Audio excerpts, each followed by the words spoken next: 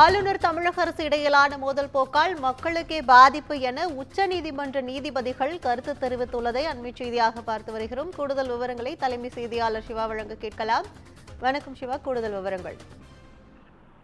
கற்பகம், பல்கலைக்கழகங்கள்ல துணைவேந்தர்கள் நியமனத்திற்கு ஆளுநர் தடையாக உள்ளதை எதிர்த்தும் மசோதாக்களுக்கு ஒப்புதல் வழங்காமல் கிடப்பில் போடுவதை எதிர்த்தும் ஆளுநர் RN ரவிக்கு எதிராக தமிழ்நாடு அரசு தொடர்ந்த வழக்கு உச்சநீதிமன்றத்துல விசாரணைக்கு வந்திருக்கிறது. நீதிபதிகள் பர்திவாலா, மகாதேவன் ஆகியோர் கொண்ட அமர்வுள்ள இந்த வழக்கு விசாரணை என்பது தொடங்கி இருக்கிறது.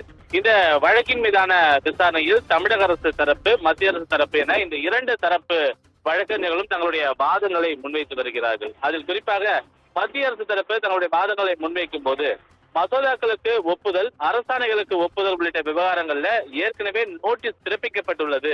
அதில் மசோதா விவகாரத்தில் எதுவும் தற்போது நிலுவையில் இல்லை என்று மத்திய அரசு தரப்பு வழக்கறிஞர் தன்னுடைய வாதத்தை முன்வைத்திருக்கிறார். அதே வேளையில துணைவேந்தர் நியமனம் தொடர்பான மனு மீது உச்சநீதிமன்றம் நோட்டீஸ் பிறப்பிக்கப்படவில்லை என்றும், அதே போல UGC எதிர்த்தரப்பாக இணைக்கப்படவில்லை, அப்படி இருக்கும் போது அது தொடர்பாக தன்னுடைய விளக்கத்தை அளிக்க இயலாது என மத்திய அரசு தரப்பு வழக்கறிஞர் நீதிமன்றத்தில் தெரிவித்திருந்தார்.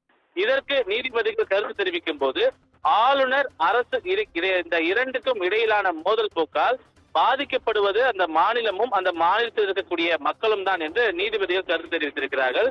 மாநில அரசு செயல்படாமல் முட்டுக்கட்டையாக உள்ளதே, எனவே அதனை கருத்தில் கொள்ள வேண்டும் என்றும், எந்த வகையிலான மசோதாக்கள் குடியரசுத் தலைவருக்கு ஆளுநர் பரிந்துரைக்கலாம் என்ற கேள்விகளையும் உச்சநீதிமன்ற நீதிபதிகள் முன்வைத்திருக்கிறார்கள். இதற்கு தமிழ்நாடு அரசு சார்பில் ஆஜரான மூத்த வழக்கறிஞர் முகுல் ரோத்தகி தன்னுடைய வாதத்தை முன்வைக்கும் போது, ஆளுநரிடம் முதல் முறை அனுப்பப்பட்ட மசோதாக்கள் அவரால் திருப்பி அனுப்பப்பட்டு சட்டசபையால் மீண்டும் அனுப்பப்பட்டால் அது உடனடியாக ஒப்புதல் தரப்பட வேண்டிய ஒரு கட்டாயம் இருக்கிறது.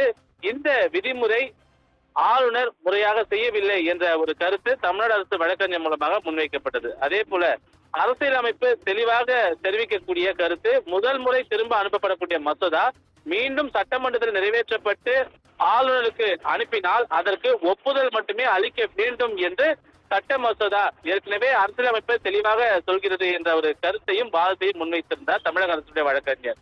ஆனால் கடந்த 2020 ஜனவரி 13 முதல் 2023 ஏப்ரல் வரை 12 மசோதாக்கள் அனுப்பப்பட்டிருந்தன என்றும், அதில் முதலில் 2 மசோதாவை குடியரசுத் தலைவருடைய முடிவுக்கு ஆளுநர் அனுப்பியிருந்தார். மற்ற மசோதாக்களுக்கு எந்தவித முடிவும் எடுக்காமல் கிடப்பில் போட்டிருந்தார் என்ற ஒரு கருத்தை தான் தமிழக அரசு சார்பில் ஆஜரான வழக்கறிஞர் நீதிமன்றத்தில் தெரிவித்திருந்தார். அதற்கு நீதிபதிகள் கேள்வி எழுப்பும் போது 10 மசோதாவை அனுப்பினாரா, அவ்வாறு ஆளுநர் செய்திருக்க கூடாது என்பது போன்ற ஒரு கருத்தை தான் நீதிபதிகள் தெரிவித்திருக்கிறார்கள்.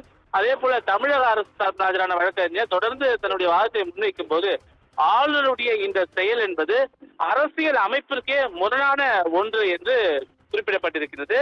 தண்டனை நிறுத்தி வைத்த பின்னர் அமைச்சராக பதவியேற்க ஒருவர் சென்றால் பதவி பிரமாணம் செய்ய ஆளுநர் மறுக்கிறார் என்றும், அதன் பின்னர் உச்சநீதிமன்றம் நோட்டீஸ் பிறப்பித்து கண்டனம் தெரிவித்த நிலையில்தான் அவருக்கான பதவி பிரமாணமே ஆளுநர் மூலமாக செய்து வைக்கப்படுகிறது என்ற ஒரு கருத்தையும் தமிழக அரசு சார்பாக ஆஜரான வழக்கறிஞர் தெரிவித்திருக்கிறார்.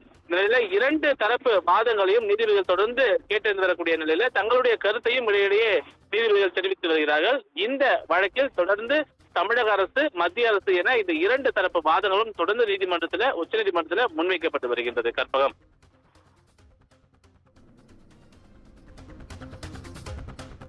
கூடுதல் விவரங்களுக்கு நன்றி சிவா.